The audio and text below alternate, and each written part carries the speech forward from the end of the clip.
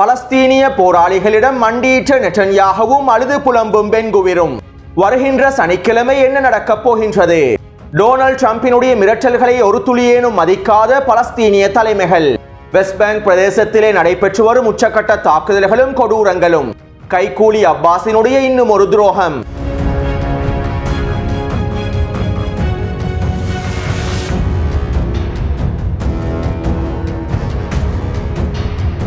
காசாவிலே Al-Aqsa வெள்ளப்போர் ஆரம்பிக்கப்பட்டதிலிருந்து west bank பிரதேசத்தில் இருக்கக்கூடிய பலஸ்தீனிய போராளிகளும் இஸ்ரேலிய ஆக்கிரமிப்பு ராணுவத்திற்கு எதிரான தொடர்ச்சியான தாக்குதல்களை ஆரம்பித்திருந்தார்கள். இஸ்ரேலிய ஆக்கிரமிப்பு ராணுவத்திற்கு அழுத்தங்களை வழங்க வேண்டும் என்பதற்காகவே வெஸ்ட் பேங்கினுடைய ஒவ்வொரு பிரதேசங்களிலும் பலஸ்தீனிய போராளிகள் இஸ்ரேலிய ஆக்கிரமிப்பு ராணுவத்திற்கு எதிராக தொடர்ச்சியான தாக்குதல்களை மேற்கொண்டிருந்தார்கள். மேலும் அல்-அக்ஸா வெள்ளப்போர் ஆரம்பிக்கப்பட்டதற்கு பிறகு ஹமாஸ் தரப்பினருக்கு வெஸ்ட் பேங்க் பிரதேசத்திலும் ஆதரவு அதிகரித்திருந்தது. கைகூலி அப்பாஸுக்கு ஆதரவு குறைவடைந்து பலஸ்தீனிய போராளிகளுக்கான ஆதரவு அதிகரித்திருந்தது. மேலும் இந்த நிலைமை தொடருமாக இருந்தால் வெஸ்ட் பேங்க் பிரதேசத்தினுடைய ஒட்டுமொத்த கட்டுப்பாடுகளையும் பலஸ்தீனிய எதிர்ப்பு குழுக்கள் தங்களுடைய கட்டுப்பாட்டுக்கு கீழால் கொண்டு வந்து விடுவார்கள் என்பதனை அறிந்து கொண்ட கைகூலி அப்பாஸ் வெஸ்ட் பேங்க் பிரதேசத்திலே பலஸ்தீனிய போராளிகளை முடக்குவதற்கான எல்லாவிதமான வேலை திட்டங்களையும் மேற்கொள்ள ஆரம்பித்தார். இதற்காக கைகூலி அப்பாஸினுடைய PA படைகள் இஸ்ரேலிய ஆக்கிரமிப்பு ராணுவத்தோடு ஒன்றிணைந்து செயற்பட்டார்கள். அத்தோடு கடந்த 3 மாதங்களுக்கு முன்பு கைகூலி அப்பாஸ் அமெரிக்காவோடு பேச்சுவார்த்தைகளை மேற்கொண்டு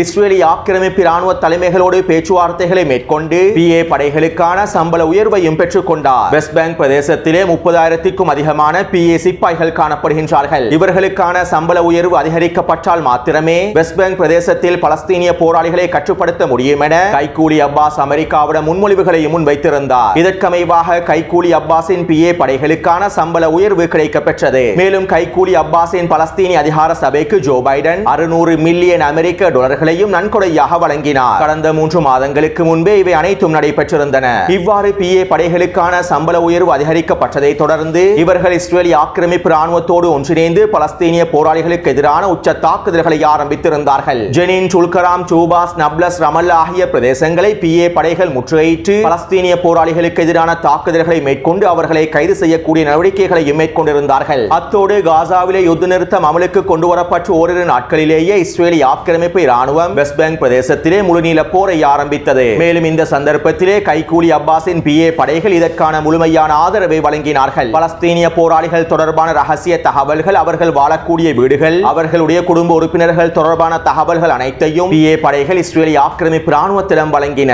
மேலும் பலஸ்தீனிய போராளிகள் தொடர்பான பல்வேறுபட்ட உளவு தகவல்களையும், பலஸ்தீனிய போராளிகள் மேற்கொள்ளக்கூடிய தாக்குதல்கள் தொடர்பான உளவு தகவல்களையும், பலஸ்தீனிய போராளிகள் ஆயுதங்களையும் வெடிகுண்டுகளையும் மறைத்து வைத்திருக்கக்கூடிய இடங்களையும் கைகூலி அப்பாஸினுடைய PA படைகள் இஸ்ரேலிய ஆக்கிரமிப்பு ராணுவத்திற்கு தெரிவித்திருந்தன. தற்போதும் PA படைகள் இஸ்ரேலிய ஆக்கிரமிப்பு ராணுவத்திற்கு தேவையான முழுமையான உதவிகளை வழங்கி வருகின்றார்கள். இப்படியான நிலைமையில் PA படைகளுடைய சம்பளத்தினை மேலும் அதிகரிக்குமாறு கைகூலி அப்பாஸும் பலஸ்தீனிய அதிகார சபையினுடைய தலைவரும் கோரிக்கை விடுத்துள்ளார்கள். இஸ்ரேலிய ஆக்கிரமிப்பிடமே கோரிக்கை விடுத்துள்ளார்கள். இதற்கமைவாக வருகின்ற வாரங்களுக்குள் PA படைகளுக்கான சம்பள உயர்வை அதிகரிப்பதாகவும் இஸ்ரேலிய ஆக்கிரமிப்பு ராணுவ தலைமைகள் உறுதியளித்திருப்பதாக இஸ்ரேலிய ஆக்கிரமிப்பு ஊடகங்கள் தெரிவித்துள்ளன. அதே நேரம் PA படைகள் எவ்வளவு உதவிகளை இஸ்ரேலிய ஆக்கிரமிப்பு ராணுவத்திற்கு வழங்கினாலும் பலஸ்தீனிய போராளிகள் தொடர்பான உளவு தகவல்களையும், பலஸ்தீனிய போராளிகள் மேற்கொள்ளக்கூடிய தாக்குதல்கள் தொடர்பான உளவு தகவல்களையும் PA படைகள் இஸ்ரேலிய ஆக்கிரமிப்பு ராணுவத்திற்கு வழங்கினாலும் வெஸ்ட் பேங்க் பிரதேசத்திலே பலஸ்தீனிய போராளிகளின் தாக்குதல்களை முழுமையாக தடுத்து நிறுத்த முடியவில்லை. பலஸ்தீனிய போராளிகளின் திட்டங்களையும் இஸ்ரேலிய ஆக்கிரமிப்பு ராணுவத்தினாலும் PA படைகளாலும் தடுத்து நிறுத்த முடியவில்லை. கடந்த 3 வாரமாக முழுமையான முற்றுகைக்கு மத்தியிலும் பலஸ்தீனிய போராளிகள் வீரியமான தாக்குதல்களை மேற்கொண்டு வருகின்றார்கள். எனவே இப்படியான நிலைமையில் வெஸ்ட் பேங்க் பிரதேசத்திலே பலஸ்தீனிய போராளிகளின் தாக்குதல்களையும் நடவடிக்கைகளையும் முழுமையாக நிறுத்துவதற்காக கைகூலி அப்பாஸும் அவருடைய பலஸ்தீனிய அதிகார சபையும் திட்டமிட்டுள்ளது. இதற்கமைவாக கைகூலி அப்பாஸும் பலஸ்தீனிய அதிகார சபையினுடைய தலைவரும் ஒன்றிணைந்து புதிய முடிவொன்றை வெளியிட்டுள்ளார்கள். அதாவது சிறையில் இருக்கக்கூடிய பலஸ்தீனியர்களின் குடும்பங்களுக்கான சம்பள திட்டத்தினை முழுமையாக ரத்து செய்துள்ளார்கள். மேலும் சிறையில் இருக்கக்கூடிய பலஸ்தீனியர்கள் செய்யக்கூடிய வேலைக்கான சம்பளத்தையும் முழுமையாக ரத்து செய்துள்ளார்கள். இவ்வாறு இந்த சம்பள திட்டங்களை முழுமையாக ரத்து செய்துவிட்டு பலஸ்தீனிய அதிகார சபையினுடைய தலைவர் வெஸ்ட் பேங்க் பிரதேசத்தில் இருக்கக்கூடிய பலஸ்தீனிய மக்களுக்கு இவ்வாறு தெரிவித்துள்ளார். நீங்கள் பலஸ்தீனிய போராளிகளுக்கு உதவிகளை மேற்கொள்ளக்கூடாது. பலஸ்தீனிய போராளிகளுக்கும் எதிர்ப்பு குழுக்களுக்குமான ஆதரவை வழங்கக்கூடாது. அவர்களுடைய தாக்குதல்களை நிறுத்துவதற்கு நீங்கள் அழுத்தங்களை வழங்க வேண்டும். அவ்வாறு நீங்கள் பலஸ்தீனிய போராளிகளுக்கு எதிராகவும் எதிர்ப்பு குழுக்களுக்கு எதிராகவும் உங்களுடைய எதிர்ப்பை முழுமையாக வெளிப்படுத்தினால் மாத்திரமே இந்த சம்பள திட்டங்களை நாங்கள் மீண்டும் நடைமுறைப்படுத்துவோம் என பலஸ்தீனிய அதிகார சபையினுடைய தலைவர் தெரிவித்துள்ளார். அதாவது வெஸ்ட் பேங்க் பிரதேசத்தில் இருக்கக்கூடிய பலஸ்தீனிய மக்களை பலஸ்தீனிய போராளிகளுக்கு எதிராகவும் எதிர்ப்பு குழுக்களுக்கு எதிராகவும் செயற்படுமாறு கைகூலி அப்பாஸினுடைய பலஸ்தீனிய அதிகார சபை அழுத்தங்களை வழங்குகின்றது. இதற்காக வெஸ்ட் பேங்க் பிரதேசத்தில் இருக்கக்கூடிய பலஸ்தீனிய மக்களின் சலுகைகளையும் சம்பள திட்டங்களையும் முழுமையாக துண்டித்துள்ளது. அத்தோடு பலஸ்தீனிய அதிகார சபையினுடைய இந்த திட்டம் தொடர்பாக அல் குதுஸ் ஊடகத்தினுடைய ஊடகவியலாளர்களில் ஒருவர் இவ்வாறு தெரிவித்துள்ளார். ஜோ பைடனின் நிர்வாகம் பலஸ்தீனிய அதிகார சபைக்கு 600 மில்லியன் அமெரிக்க டாலர்களை வழங்கியிருந்தது. ஆனால் டொனால்ட் ட்ரம்பினுடைய நிர்வாகம் பலஸ்தீனிய அதிகார சபைக்கு இன்னும் எந்த விதமான கொடுப்பனவுகளையும் வழங்கவில்லை. இதனால் தற்போது டொனால்ட் ட்ரம்பினுடைய நிர்வாகத்தை கவருவதற்காகவும் டொனால்ட் ட்ரம்பினுடைய நிர்வாகத்திடம் இருந்து அதிகளவான டாலர்களை பெற்றுக் கொள்வதற்காகவுமே அப்பாஸும் பலஸ்தீனிய அதிகார சபையும் இவ்வாறான முடிவுகளை எடுத்துள்ளார்கள் என குறித்த ஊடகவியலாளர் சுட்டிக்காட்டியுள்ளார். அதே நேரம் கைகூலி அப்பாஸினுடைய இந்த முடிவுகள் தொடர்பாகவும் பலஸ்தீனிய அதிகார சபையினுடைய இந்த முடிவுகள் தொடர்பாகவும் டொனால்ட் ட்ரம்பினுடைய நிர்வாகம் இன்னும் எந்த விதமான கருத்துக்களையும் வெளியிட்டிருக்கவில்லை. அடுத்து வெஸ்ட் பேங்க் பிரதேசத்தில் இஸ்ரேலிய ஆக்கிரமிப்பு ராணுவம் உச்சக்கட்ட தாக்குதல்களை மேற்கொண்டு வருகின்றது. கடந்த 4 நாட்களுக்கு முன்பு இஸ்ரேலிய ஆக்கிரமிப்பினுடைய பாதுகாப்பு அமைச்சர் வெஸ்ட் பேங்க் பிரதேசத்திலே அடுத்த கட்ட விரிவாக்க தாக்குதல்களை ஆரம்பிப்பது தொடர்பான முன்மொழிவுகளை முன்வைத்திருந்தார். அது மட்டுமல்லாமல் குறித்த முன்மொழிவுக்கு அமைவாக வெஸ்ட் பேங்க் பிரதேசத்திலே அடுத்த கட்ட விரிவாக்க தாக்குதல்களை ஆரம்பிப்பதற்கான அனுமதியையும் இஸ்ரேலிய ஆக்கிரமிப்பின் போர் அமைச்சரவை வழங்கியிருந்தது. இதைத் தொடர்ந்து இஸ்ரேலிய ஆக்கிரமிப்பினுடைய மேலதிக படைப்பிரிவுகள் அனைத்தும் வெஸ்ட் பேங்க் பிரதேசம் முழுவதும் களமிறக்கப்பட்டிருந்தன. அதிலும் குறிப்பாக மெர்காவா போர்த்தாங்கி வாகனங்களும் ட்ரூப்ஸ் கேரியர் வாகனங்களும் புல்டோசர் வண்டிகளும் களமிறக்கப்பட்டிருந்தன. காசாவின் யுத்தகளத்தில் களமிறக்கப்பட்டிருந்த மிக முக்கியமான போர் வாகனங்கள் அனைத்தையும் இஸ்ரேலிய ஆக்கிரமிப்பு ராணுவம் வெஸ்ட் பேங்க் பிரதேசத்திலே களமிறக்கியது. பலஸ்தீனிய போராளிகளின் தாக்குதல்களை கட்டுப்படுத்த முடியாததன் காரணத்தினால் தான் இந்த போர் வாகனங்களையும் இஸ்ரேலிய ஆக்கிரமிப்பு ராணுவம் களமிறக்கி இருப்பதாகவும் அல் குதுஸ் ஊடகத்தினுடைய ஊடகவியலாளர்கள் சுட்டிக்காட்டியிருந்தார்கள். அத்தோடு வெஸ்ட் பேங்க் பிரதேசத்தினை வாழ தகுதியற்ற இடமாக மாற்றுவதற்கான எல்லாவிதமான தாக்குதல்களையும் இஸ்ரேலிய ஆக்கிரமிப்பு ராணுவம் மேற்கொண்டு வருகின்றது. குறித்த வரைபடத்திலே சிவப்பு நிற புள்ளிகளினால் காண்பிக்கப்பட்டிருக்கக்கூடிய ஜெனின், துல்கராம், டூபாஸ், நப்லஸ், ரமல்லா ஆகிய பிரதேசங்களிலேயே இஸ்ரேலிய ஆக்கிரமிப்பு ராணுவம் உச்ச தாக்குதல்களை மேற்கொண்டு வருகின்றது. இந்த தொடர்ச்சியான தாக்குதல்களினால் குறித்த பிரதேசத்தில் இருக்கக்கூடிய பலஸ்தீனிய மக்கள் முழுமையாக வெளியேறி வருகின்றார்கள். வெஸ்ட் பேங்கின் வடக்கு பிரதேசத்திலிருந்து தெற்கு பிரதேசத்தை நோக்கி இடம்பெயர்ந்து வருகின்றார்கள். கடந்த 2 வாரத்திற்குள்ளே மாத்திரம் குறித்த பிரதேசங்களில் இருந்து 2 லட்சத்திற்கும் அதிகமான பலஸ்தீனிய மக்கள் முழுமையாக வெளியேறி விட்டதாக தெரிவிக்கப்படுகின்றது. இவ்வாறு வெளியேறி இருக்கக்கூடிய 2 லட்சத்திற்கும் அதிகமான பலஸ்தீனிய மக்கள் வெஸ்ட் பேங்கினுடைய தெற்கு பிரதேசத்தை நோக்கி இடம்பெயர்ந்து இருப்பதாகவே தெரிவிக்கப்படுகின்றது. அதே நேரம் இடம்பெயர்ந்த 10,000க்கும் அதிகமான பலஸ்தீனிய மக்கள் ஜோர்டான் நாட்டிலே இருக்கக்கூடிய அவர்களின் உறவினர்களுடைய வீடுகளுக்கு சென்றிருப்பதாகவும் தகவல்கள் வெளியாகியுள்ளன. இவ்வாறு ஜோர்டான் நாட்டிற்குள்ளே சென்றிருக்கக்கூடிய 10,000க்கும் அதிகமான பலஸ்தீனிய மக்கள் மீண்டும் வெஸ்ட் பேங்க் பிரதேசத்திற்கு திரும்புவார்களா என்பதும் கேள்விக்குரிய விடயமாகும். அத்தோடு வெஸ்ட் பேங்கின் வடக்கு பிரதேசத்தில் இஸ்ரேலிய ஆக்கிரமிப்பு ராணுவம் ட்ரோன்களையும் போர் விமானங்களையும் பயன்படுத்தி ஒவ்வொரு நாளும் குறைந்தது 5 வான்வழி தாக்குதல்களையாவது மேற்கொண்டு வருகின்றது. பலஸ்தீனிய போராளிகளின் வீடுகளை இலக்கு வைப்பதாகவும் பலஸ்தீனிய போராளிகளின் குடும்ப உறுப்பினர்களை இலக்கு வைப்பதாகவும் கூறி ஒட்டுமொத்த பலஸ்தீனிய மக்களுடைய வீடுகளையும் இலக்கு வைத்து இந்த வான்வழி தாக்குதல்கள் மேற்கொள்ளப்படுகின்றன. அதே போன்று புல்டோசர் வண்டிகள் களமிறக்கப்பட்டு வீடுகளும் முழுமையாக தரைமட்டமாக்கப்பட்டு வருகின்றன. கடந்த 2 வாரத்திற்குள்ளே ஜெனின் பிரதேசத்தில் மாத்திரம் 250க்கும் அதிகமான வீடுகள் முழுமையாக தரைமட்டமாக்கப்பட்டிருப்பதாக தெரிவிக்கப்படுகின்றது. மேலும் துல்கரான், டூபாஸ், நப்லஸ் ஆகிய பிரதேசங்களில் 200க்கும் அதிகமான வீடுகள் முழுமையாக தரைமட்டமாக்கப்பட்டு விட்டதாகவும் தெரிவிக்கப்படுகின்றது. அதே போன்று ஜெனின் பிரதேசத்தினுடைய நகர கட்டமைப்புகளில் 80% நகர கட்டமைப்புகளை இஸ்ரேலிய ஆக்கிரமிப்பு ராணுவம் முழுமையாக சிதைத்து விட்டது. பலஸ்தீனிய மக்களின் வர்த்தக நிலையங்களையும் கடைகளையும் முக்கியமான பொருளாதார மையங்களையும் இஸ்ரேலிய ஆக்கிரமிப்பு ராணுவம் முழுமையாக தரைமட்டமாக்கி விட்டது. ஏனைய பிரதேசங்களிலும் நகர கட்டமைப்புகளை முழுமையாக சிதைப்பதற்கான தாக்குதல்களை மேற்கொண்டு வருகின்றது. அதே போன்று குறித்த பிரதேசங்களுக்குள்ளே செல்லக்கூடிய நீர் விநியோகத்தையும் இஸ்ரேலிய ஆக்கிரமிப்பு ராணுவம் முழுமையாக நிறுத்தியுள்ளது. வடக்கு காசாவிலே இஸ்ரேலிய ஆக்கிரமிப்பு எவ்வாறான கொடூரமான வேலை திட்டங்களை மேற்கொண்டிருந்ததோ, வடக்கு காசாவை வாழத்தகுதியற்ற பிரதேசமாக மாற்றுவதற்கான வேலை திட்டங்களையும் தாக்குதல்களையும் மேற்கொண்டிருந்ததோ, அதே போன்று தற்போது வெஸ்ட் பேங்கினுடைய வடக்கு பிரதேசமான ஜெனின் பிரதேசத்தினை முழுமையாக சிதைப்பதற்கான தாக்குதல்களையும் வேலை திட்டங்களையும் மேற்கொண்டு வருகின்றது. இந்த தாக்குதல்கள் இவ்வாறு தொடர்பாக இருந்தால் இன்னும் 1-2 வாரங்களுக்குள் வடக்கு பிரதேசமான ஜெனின் பிரதேசத்தினை முழுமையாக தரைமட்டமாக்கி விடுவார்கள் என பலஸ்தீனிய ஆய்வாளர்களும் கருத்துக்களை வெளியிட்டுள்ளார்கள். அத்தோடு வெஸ்ட் பேங்கினுடைய வடக்கு பிரதேசத்தில் இருக்கக்கூடிய கிராமங்களையும் இஸ்ரேலிய ஆக்கிரமிப்பு ராணுவம் முழுமையாக முற்றுகையிட்டுள்ளது. குறித்த பிரதேசங்களுக்குள்ளே உணவுப் பொருட்களும் நிவாரணப் பொருட்களும் கொண்டு செல்லப்படுவதனையும் முழுமையாக இஸ்ரேலிய ஆக்கிரமிப்பு ராணுவம் தடுத்து நிறுத்தியுள்ளது.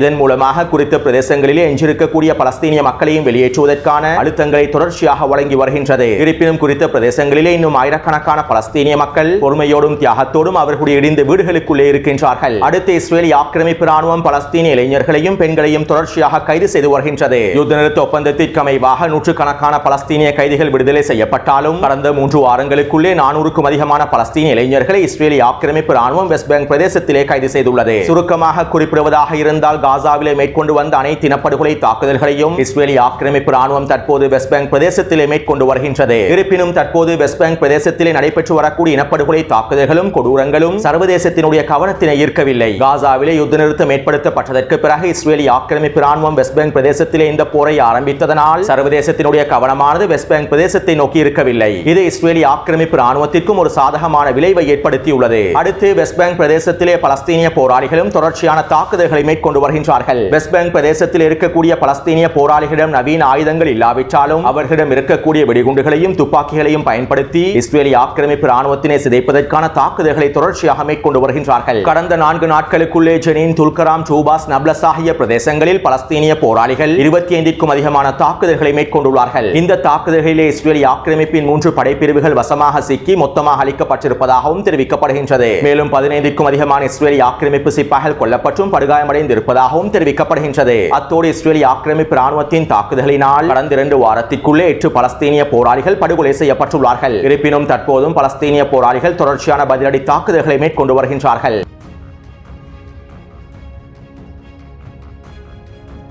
யுத்த நிறுத்த நிபந்தனைகளுக்கு அமைவாக இஸ்ரேலி ஆக்கிரமிப்பு ராணுவம் உணவுப் பொருட்களையும் நிவாரணப் பொருட்களையும் எரிபொருட்களையும் ரஃபா கடவை பிரதேசத்தினூடாக காசாவிற்குள்ளே அனுமதிக்கவில்லை. குறைந்த அளவிலான உணவுப் பொருட்களையும் நிவாரணப் பொருட்களையுமே அனுமதித்திருந்தது. அதே போன்று கடந்த 3 வாரங்களுக்குள் 2 லட்சத்திற்கும் அதிகமான கூடாரங்கள் காசாவிற்குள்ளே அனுமதிக்கப்பட்டிருக்க வேண்டும். ஆனால் இஸ்ரேலி ஆக்கிரமிப்பு ராணுவம் 20,000க்கும் குறைவான கூடாரங்களையே அனுமதித்திருந்தது. அதே போன்று மொபைல் கரவன்களில் ஒன்றை கூட இஸ்ரேலி ஆக்கிரமிப்பு ராணுவம் அனுமதிக்கவில்லை. அதிலும் முக்கியமாக 2ஆம் கட்ட யுத்த நிறுத்த பேச்சுவார்த்தைகளிலிருந்து பின்வாங்குவதற்கான எல்லாவிதமான வேலை திட்டங்களையும் நெட்டன்யாஹுவும் இஸ்ரேலி ஆக்கிரமிப்பு தலைமைகளும் மேற்கொண்டிருந்தார்கள். இதைத் தொடர்ந்து பலஸ்தீனிய தலைமைகள் ஒரு முடிவை எடுத்தார்கள். நாங்கள் இஸ்ரேலி ஆக்கிரமிப்பு பணைய கைதிகளை விடுதலை செய்ய போவதில்லை என்று தெரிவித்தார்கள். இதைத் தொடர்ந்து டொனால்ட் ட்ரம்பும் நெட்டன்யாஹுவும் அவர்களுடைய மிரட்டல்களை வெளியிட்டிருந்தார்கள். வருகின்ற சனிக்கிழமை 12 மணிக்கு முன்பு அனைத்து பணைய கைதிகளையும் விடுதலை செய்யாவிட்டால் காசாவிற்கு நான் நரகத்தை காண்பிப்பேன் என டொனால்ட் ட்ரம்ப் தெரிவித்திருந்தார். அதே போன்று சனிக்கிழமை பணைய கைதிகளை விடுதலை செய்யாவிட்டால் யுத்த நிறுத்த பேச்சுவார்த்தைகள் முடிவுக்கு கொண்டு வரப்பட்டு நாங்கள் காசாவிலே போரை மீண்டும் ஆரம்பிப்போம் என நெட்டன்யாஹு மிரட்டல்களை வெளியிட்டிருந்தார். இதைத் தொடர்ந்து மத்தியஸ்தர்கள் அடுத்த கட்ட வேலை திட்டங்களை அவசரமாக ஆரம்பித்தார்கள். அத்தோடு நேற்றிரவு ஹமாஸினுடைய செயல்பாட்டு தலைவர் கலீல் அல் ஹய்யா அவர்கள் எகிப்துக்கு விஜயம் செய்து விசேட கலந்துரையாடல்களை மேற்கொண்டிருந்தார். மேலும் நேற்றிரவு ஹமாஸ் தரப்பினர் அறிக்கை ஒன்றையும் வெளியிட்டிருந்தார்கள். காசாவிலே யுத்த நிறுத்த ஒப்பந்தத்தின் சரிவு குறித்து நாங்கள் அக்கறை கொள்ளவில்லை. மேலும் ஒப்பந்தத்தை செயற்படுத்துவதற்கும் ஆக்கிரமிப்பை கட்டாயப்படுத்துவதற்கும் ஆக்கிரமிப்பை அடிப்பணிய வைப்பதற்கும் நாங்கள் ஆர்வமாகவே இருக்கின்றோம். ஒப்பந்தத்தின் நிபந்தனைகளை மதித்து நடக்காமல் ஒப்பந்தத்தை முழுமையாக ஏற்று நடக்காமல் ஆக்கிரமிப்பு செயற்படுமாக இருந்தால் அவர்களுடைய பணைய கைதிகளை அவர்களால் மீட்டெடுக்கவே முடியாது. ஒப்பந்தத்திற்கு அமைவாக எங்களுடைய நிபந்தனைகளுக்கு அமைவாக ஆக்கிரமிப்பு முழுமையாக செயற்பட்டால் மாத்திரமே அவர்களுடைய பணைய கைதிகளை முழுமையாக மீட்டெடுக்க முடியும். ஏற்கனவே சம்மதிக்கப்பட்ட ஒப்பந்தத்திற்கு அமைவாக அனைத்து நிவாரணப் பொருட்களும் மொபைல் கரவன்களும் கனரக வாகனங்களும் உபகரணங்களும் காசாவிற்குள்ளே கொண்டு வரப்பட வேண்டும். வருகின்ற சனிக்கிழமைக்கு முன்பு இவை அனைத்தும் காசாவிற்குள்ளே கொண்டு வரப்பட வேண்டும். டொனால்ட் ட்ரம்பினதும் நெட்டன்யாஹுவினதும் மிரட்டல்கள் மதிப்பற்றவை. இந்த மிரட்டல்களின் மூலமாக உங்களுடைய பணைய கைதிகளை உங்களால் மீட்டெடுக்கவே முடியாது என ஹமாஸ் தரப்பினர் குறித்த அறிக்கையிலே தெரிவித்திருந்தார்கள். அத்தோடு ஹமாஸினுடைய தலைமைகள் புதிய நிபந்தனைகளை விதிக்கவில்லை. ஏற்கனவே சம்மதிக்கப்பட்ட ஒப்பந்தத்திற்கு அமைவாகவே செயற்பட வேண்டும் என்று ஹமாஸினுடைய தலைமைகள் குறிப்பிட்டிருந்தார்கள். எனவே இஸ்ரேலி ஆக்கிரமிப்பு தரப்பினரும் இந்த ஒப்பந்தத்திற்கு அமைவாக இவற்றினை நடைமுறைப்படுத்த வேண்டும் என